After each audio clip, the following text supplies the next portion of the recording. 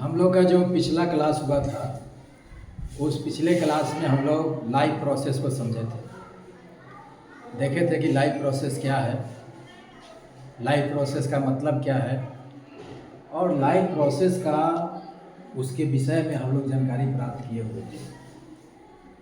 साथ ही साथ हम लोग यह भी जाने थे लाइफ प्रोसेस के साथ कि लाइफ प्रोसेस के लिए ज़रूरत किस चीज़ का है, किसका ज़रूरत है।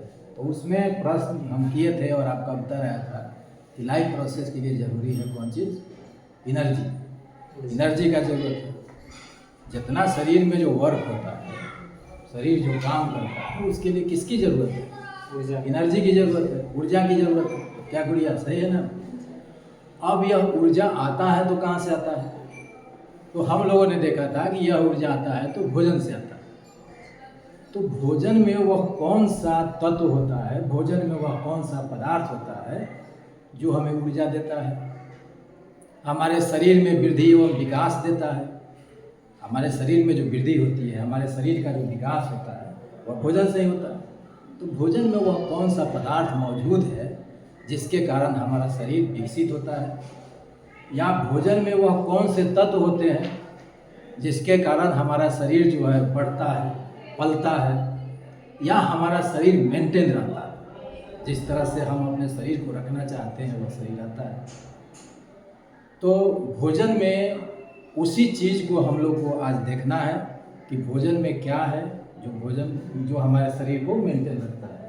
तो भोजन में हम लोग देखेंगे, हमारा जो भोजन है, इस भोजन में होता है न्यूट्रिएंट्स। न्यूट्रिएंट्स को हम लोग हिंदी में पोषक तत्व कहते हैं। पोषक तत्व भोजन में न्यूट्रिएंट्स होते हैं, पोषक तत्व होते हैं। पोषक तत्व क्या है? पोषक तत्व कहने का मतलब क्या हुआ? पोषक तत्व कहने का मतलब हुआ कि भोजन में मौजूद रासायनिक पदार्थ जो हमारे शरीर को ऊर्जा देता है, हमारे शरीर में वृद्धि एवं विकास देता है और हमारे शरीर को मेंटेन रखता है। तो कौन कौन सा वह रासायनिक पदार्थ है हमारे भोजन में, इसको हम लोग आज समझेंगे। तो न्यूट्रिएंट्स में हम देखते हैं कार्बोहाइड्रेट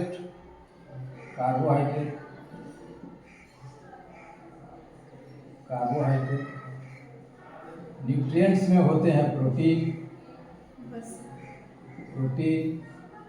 इसमें होगा फैट, विटामिन्स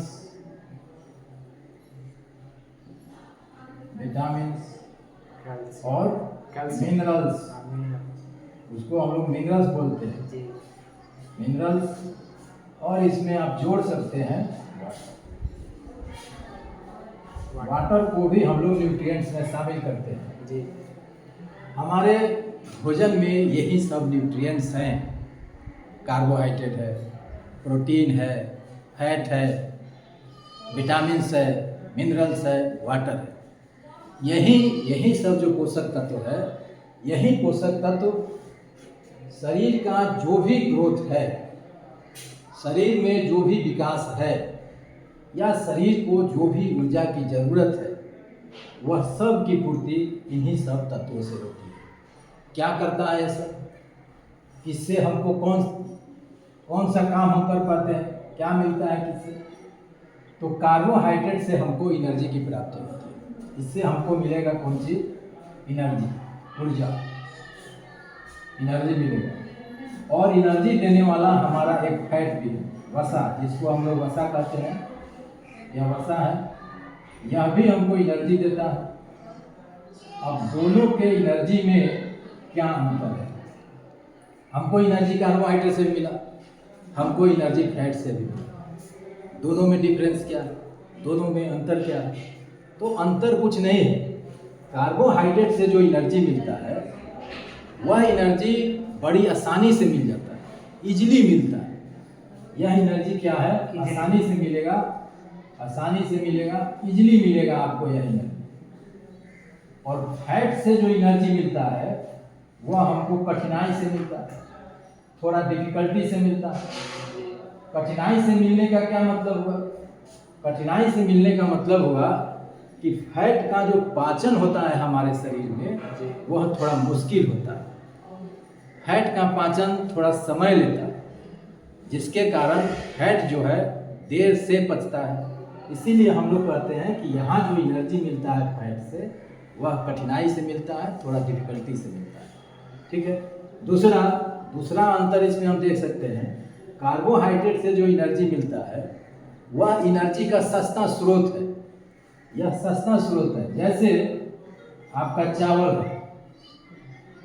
है और चावल तेल की अपेक्षा, घी की अपेक्षा, फैट तेल में फैट है, घी में फैट है, इसकी अपेक्षा चावल सस्ता है।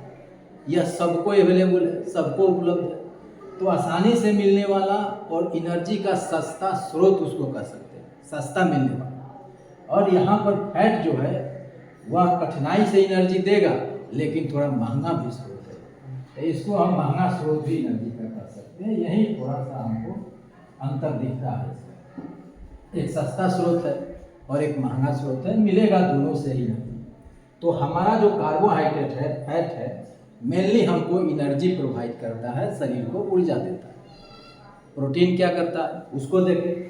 प्रोटीन को हम लोग बॉडी बिल्डर कहते हैं, शरीर निर्माता कहा जाता है इसको, शरीर निर्माता। आप लोग कोई बताएंगे कि शरीर निर्माता इसको क्यों कहा जाता है या बॉडी बिल्डर क्यों कहा जाता है? Why it is called body builder, शरीर निर्माता। प्रोटीन जनरली बच्चे या कुछ आम लोग यह सोचते हैं कि प्रोटीन से भी ऊर्जा मिलता है, प्रोटीन से आपको एनर्जी नहीं मिलता है, प्रोटीन शरीर का निर्माण करता है। तो शरीर के निर्माण का क्या मतलब है, इसको यहाँ पर हम लोग समझते हैं। जैसे आपका सेल है और सेल में होता है प्रोटोप्लाज्म, एक न्यूक्लियस होगा और इसमें होगा प्रोटोप्लाज्म, जीव द्रव, जिसको हम लोग जीव द्रव कहते हैं। जीव द्रव एक कोशिका द्रव भी होता है, इसको हम लोग प्रोटोप्लाज्म कहते हैं। प्रोटोप्लाज्म जीव द्रव। प्रोटोप्लाज्म होता क्या है, सेल के अंदर जितना भी जीवित पदार्थ है, सेल के अंदर जो भी जीवित चीज है उस सब को हम प्रोटोप्लाज्म एक साथ नाम देते हैं। All living things inside the cell is called protoplasm. जितना लिविंग थिंग्स सेल के अंदर है वह प्रोटोप्लाज्म। अगर सेल के अंदर यह लिविंग थिंग्स नहीं रहे तो सेल डेड होगा, सेल मरा होगा ना। अगर सेल के अंदर जीवित चीज रहे ही नहीं तो उस सेल को क्या कहेंगे? बोलिए क्या कहेंगे? मरा हुआ सेल कहेंगे, डेड सेल कहेंगे। जीवित चीज है ही नहीं तो मरा हुआ। और इस प्रोटोप्लाज्म को बनाता कौन है? प्रोटीन। प्रोटीन निर्माण करता है प्रोटोप्लाज्म का। अगर प्रोटीन नहीं रहेगा तो प्रोटोप्लाज्म नहीं बनेगा, और प्रोटोप्लाज्म नहीं बनेगा तो हमारा सेल का निर्माण नहीं होगा, हमारा कोशिका नहीं बनेगा, और कोशिका नहीं बना तो हमारा शरीर नहीं बनेगा। इसीलिए कहता है कि प्रोटीन जो होता है वह शरीर निर्माता होता है, शरीर को बनाने वाला होता है। ठीक है। यहाँ कार्बोहाइड्रेट देख लिए, प्रोटीन देख लिए, फैट देख लिए, विटामिन्स क्या करता है इसको हम लोग को देखना है। इसको लिखेंगे कि मिटाएं, इसको मिटाते हैं और यहाँ से विटामिन से हम लोग शुरू करते हैं। विटामिन्स, आपके शरीर में विटामिन्स का बड़ा रोल है। विटामिन्स है, मिनरल्स हैं, इस सब के बहुत रोल्स हैं। आइए उसको हम लोग एक एक करके देखते हैं कि क्या करेगा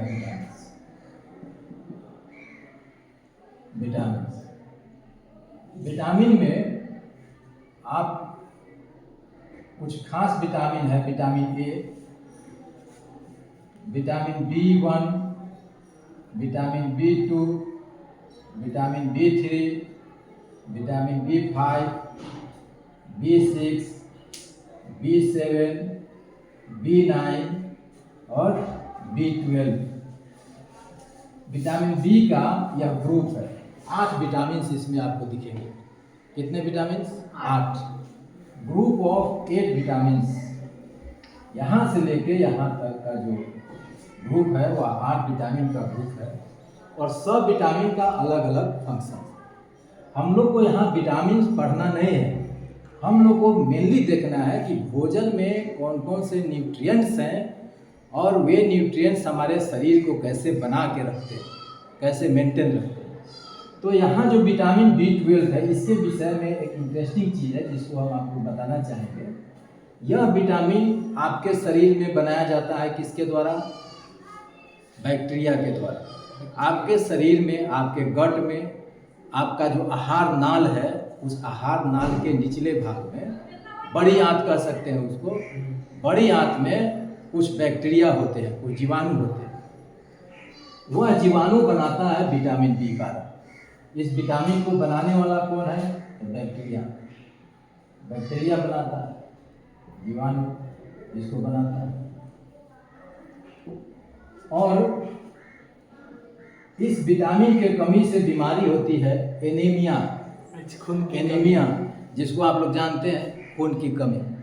होता क्या है, कभी कभी आप डॉक्टर के यहाँ कभी जाने का मौका आपको मिलता है तो डॉक्टर आपको ज़रूरत के हिसाब से एंटीबायोटिक लिखता है ना। अब एंटीबायोटिक जब भी डॉक्टर लिखते हैं तो उसके साथ आपको दे देते हैं विटामिन का सिरप या कैप्सूल, टैबलेट देते हैं विटामिन का। खास करके विटामिन B कॉम्प्लेक्स का सिरप आपको दिया जाता है।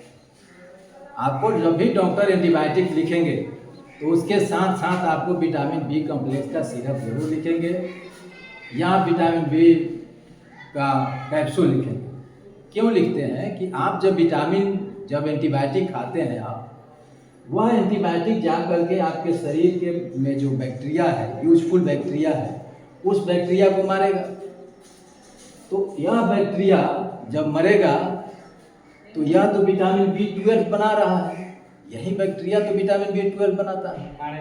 तो बैक्टीरिया जब मरेगा तो आपके शरीर में विटामिन B12 की कमी हो जाएगी जी। नहीं, तो उससे होने वाला जो रोग है वह रोग आपको हो जाएगा। इससे बचने के लिए डॉक्टर क्या करते हैं, आपको एक विटामिन का सिरप दे देते हैं। तो आम लोग यह सोचता क्या है कि डॉक्टर हमको तो ताकत की कमी है नहीं, हमको ही ताकत का दवा दिया तो क्यों दिया। डॉक्टर पर लोग शक करता है, संदेह की दृष्टि से देखता है कि हमको ये ठग रहा है, हमसे ज़्यादा पैसा ले रहा है। लेकिन आप उस चीज़ को, आम लोग जो है उस चीज़ को नहीं समझ पाते हैं। डॉक्टर जब भी आपको कुछ लिखेंगे तो निश्चित तौर पर कुछ लोग होते हैं कि जानबूझ करके कुछ गलती करते हैं, लेकिन अधिकांश लोग जो होते हैं वो ऐसे ही होते हैं, आपको ज़रूरत के हिसाब से देते हैं, दवा देते हैं। तो जैसे ही आपको एंटीबायोटिक लिखेंगे तो आपको विटामिन B कॉम्प्लेक्स का सिरप देते हैं, उसके पीछे ही जाएंगे। उसके बाद है विटामिन C। विटामिन C क्या करेगा? यहाँ देखिए विटामिन A छूट गया। विटामिन A क्या करेगा आपको?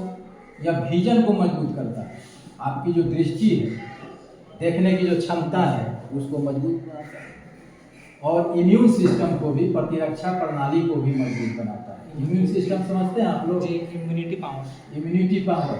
आपके शरीर में एक प्रतिरक्षा प्रणाली है, सिस्टम। आपका जो शरीर है वह बाहरी जो कारक आपके शरीर में जो बीमारी पैदा करने वाला फैक्टर है, उस फैक्टर से लड़ता है। जैसे कोई जीवाणु आपके शरीर में प्रवेश कर गया, कोई वायरस आपके शरीर में प्रवेश कर गया, तो उससे क्या होगा? वह लड़ेगा, लड़ के मारेगा। तो यह जो शक्ति है शरीर का, जीवाणुओं से लड़ने की जो शक्ति होती है, उस शक्ति को यह बढ़ाता है विटामिन A। उसके बाद विटामिन C है, यह भी आपके इम्यून सिस्टम को मजबूत करता है। ऐसा नहीं है कि सबका एक ही काम है, ये भी ध्यान रखिएगा। हम थोड़ा थोड़ा ब्रीफ आपको समझा रहे हैं। यह भी इम्यून सिस्टम को मजबूत करता है। उसके बाद देखिए विटामिन D। विटामिन D क्या करेगा? बोन को हेल्दी बनाएगा, बोन को मजबूत करेगा। विटामिन E, यह भी इम्यून सिस्टम में अच्छा काम करता है, यह भी आपके इम्यून सिस्टम को बनाता है। ये भी इम्यून सिस्टम बनाएगा। इम्यून सिस्टम आप समझ लो। और एक और विटामिन देख लीजिए, विटामिन K। विटामिन K यह क्या करता है? क्लॉटिंग में मदद करता है। ब्लड क्लॉटिंग में मदद करता है। क्लॉटिंग समझते हैं? Blood clotting. ब्लड क्लॉटिंग का मतलब होता है कि कहीं आपके शरीर में कट जाता है तो वहाँ से खून निकलता है, और खून जो होता है वह धीरे धीरे धीरे धीरे जम करके आपके सतह पर जहाँ कटा हुआ है उस सतह पर जम जाता है और खून निकलना बंद हो जाता है। यह जो प्रोसेस है, इसी प्रोसेस को कहते हैं हम लोग रक्त का थक्का बनना या रक्त का जमना, उसी को अंग्रेजी में हम लोग कहते हैं क्लॉटिंग। तो यह क्लॉटिंग में मदद करता है कौन? Vitamin A. ठीक है, कुल मिलाकर के हमको जो समझाना है, आपको क्या समझाना है कि हमारा जो भोजन है उस भोजन में कार्बोहाइड्रेट तो है ही, उसमें प्रोटीन तो है ही, साथ साथ उसमें विटामिन्स है। जो विटामिन यह जो काम है जो देख रहे हैं, शरीर को मजबूती देना, शरीर को रोगों से बचाना, शरीर के वृद्धि और विकास में मदद करना, विटामिन्स का यह काम है। ठीक है, उसके बाद मिनरल्स हम लोग देखे थे। मिनरल्स एक चीज़ और यहाँ पर बताएंगे क्लॉटिंग में। आप एक चीज़ बताइए हम लोग को, इस पर हम लोग सोचते हैं, विचार करते हैं कि हमारे शरीर में ब्लड वेसल्स, खून की नली है, पूरे शरीर में खून दौड़ रहा है, लेकिन खून जमता नहीं है, क्लॉट नहीं होता है, खून का थक्का नहीं बनता। लेकिन जैसे ही शरीर से खून बाहर आता है वैसे ही वह क्लॉटिंग होने लगता है, उसका वह जमने लगता है, थक्का बनने लगता है। ऐसा क्यों होता है?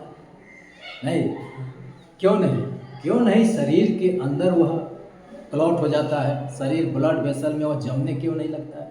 बाहर आएगा तो जमने लगेगा, और शरीर के अंदर रहेगा तो नहीं जमेगा। क्या होता है?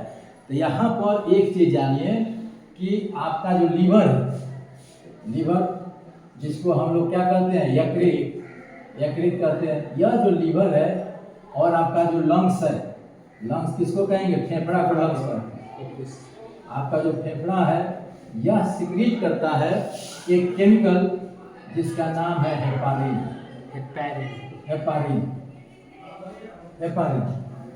केमिकल का नाम है, यह बनाता है लीवर और लंग्स बनाता है हेपारिन, और वह हेपारिन आपके ब्लड में डालते रहता है, मिक्स होते रहता है।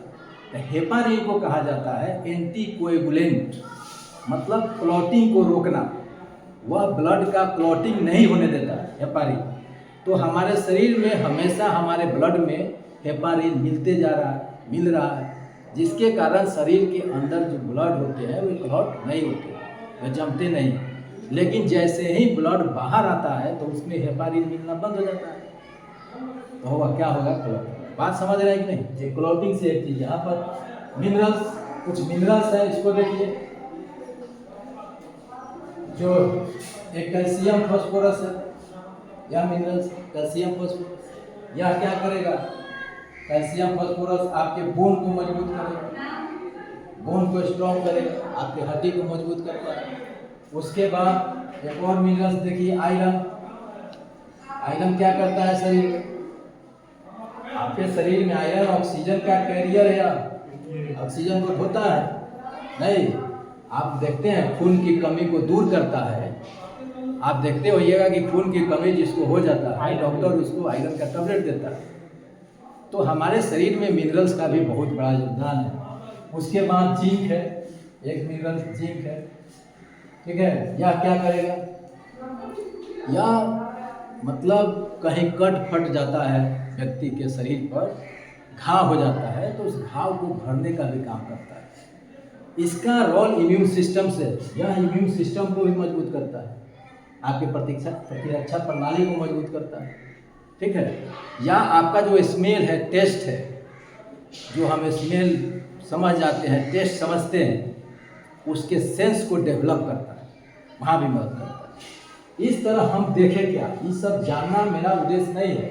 ये सब जान करके हमारा जो बेसिक उद्देश्य है कि हमारा जो भोजन है, हमारा जो फूड है, वह फूड ही ऐसा फैक्टर है, वह न्यूट्रिएंट्स ही ऐसा फैक्टर है जो हमारे शरीर को ऊर्जा के साथ साथ हमारे शरीर में वृद्धि करता है, हमारे शरीर का विकास करता है, और हमारे शरीर को निरोग बना करके रखता है, हमारे शरीर को मेंटेन रखता है। यह हमको जानना था। तो इस क्लास में हम लोग ने समझा कि हमारा जो भोजन है वह भोजन हमारे लिए कैसे उपयोगी है। एक बार फिर सब चीज़ को एक बार हम लोग समझ लेते हैं। हमारा जो भोजन है उस भोजन में क्या है, बोलिए आप लोग। न्यूट्रिएंट्स होते हैं। कौन कौन से न्यूट्रिएंट्स हैं? कार्बोहाइड्रेट है, बोलिए, प्रोटीन है, उसके बाद फैट है, विटामिन है, मिनरल्स है। कार्बोहाइड्रेट और फैट से हमको क्या मिला? एनर्जी मिला। प्रोटीन से क्या मिला? शरीर का निर्माण किया, बॉडी बिल्डर हुआ। विटामिन क्या किया? रोगों से निजात दिलाया, बहुत रोग को नहीं होने देगा, प्रतिरक्षा प्रणाली को मजबूत करेगा। शरीर के ऑर्गन्स हैं, बोन्स हैं, इस सब को मजबूत करेगा, ऑक्सीजन कैरी करेगा। यह सब मिनरल का काम है। यह सब जो वर्क है, यह सब संभव हो पाता है हमारे भोजन से। तो भोजन जो होता है वह जीवन के लिए काफ़ी ज़रूरी है। जितना अच्छा भोजन कीजिएगा उतना अच्छा शरीर बनेगा और उतना अच्छा व्यक्ति बनेगा। ठीक है, तो आज के क्लास में इतना ही। फिर हम लोग अगले क्लास में दूसरे टॉपिक पर बात करेंगे।